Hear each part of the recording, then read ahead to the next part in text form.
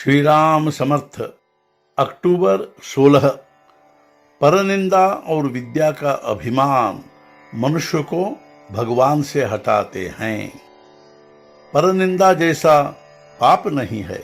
निंदा की आदत बहुत बुरी होती है, उससे अपना ही नुकसान होता है, दूसरे को दुख हो, इसलिए मनुष्य परनिंदा करता है।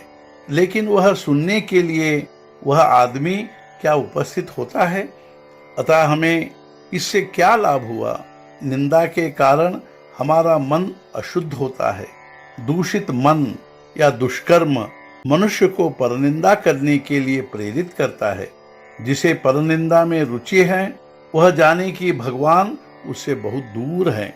मिर्च बहुत तीखी लगना यह जैसे सांप का जहर कम होने का लक्षण है, वैसे ही परनिंदा में अरुचि निर्माण होना भगवान समीप आने का लक्षण है। अतः जो अपना हित चाहता है वह परनिंदा छोड़ दे और अपनी जीभ नामस्मरण में लगा दे। जो भगवान की प्राप्ति के मार्ग से जाना चाहता है वह यह ध्यान में रखकर व्यवहार करे कि दूसरे में जो दोष हैं वे अपने में ही हैं।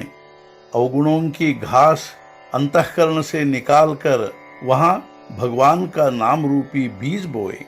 कई बार हमें अपने दोष समझते हैं, वे भगवान के साधन में बाधक होते हैं, यह भी हमें समझता है, लेकिन उसके लिए कोई इलाज नहीं होता। उदाहरण के लिए कुछ लोगों की दृष्टि बहुत बाधक होती है। कोई अच्छी चीज जब वे देखते हैं वह बिगड़ जाती है।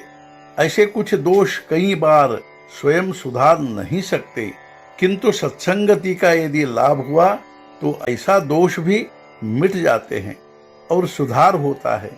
यही संतों की संगति की महत्ता है।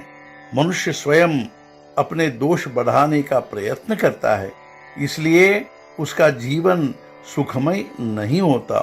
दूसरे का दोष उसे दिखाई देगा, लेकिन उसे अपना दोष नहीं समझेगा। विद्या कई बार मनुष्य को भगवान से दूर ले जाती है। वारकरी संप्रदाय के अनाड़ी लोग विठ्ठल विठ्ठल कहते कहते भगवान को पहचान लेते हैं, किंतु सयाने विद्वान लोग परमार्थ की पुस्तकें पढ़कर भी भगवान को नहीं पहचानते। घर में बादाम और छुहारे के बोरे भरे हुए होते भी जब तक ये पदार्थ हड्डियों और मांस में जाकर रक्त में नहीं घुल जाते हैं तब तक उसका कोई उपयोग नहीं होता। वैसे ही पुस्तक से प्राप्त ज्ञान यदि आचरण में नहीं लाया जाता तो वह व्यर्थ है।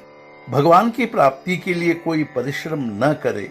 परिश्रम से प्राप्त होने वाली वह बात नहीं है, वह तो सात्विक प्रेम से प्राप्त होने वाली बात है।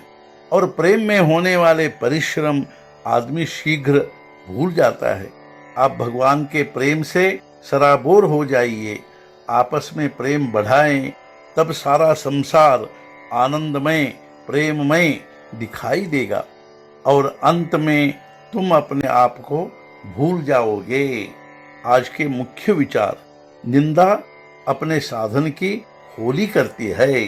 सद्गुरुनाथ महाराज की जय। जय जय रघुवीर समर्थ।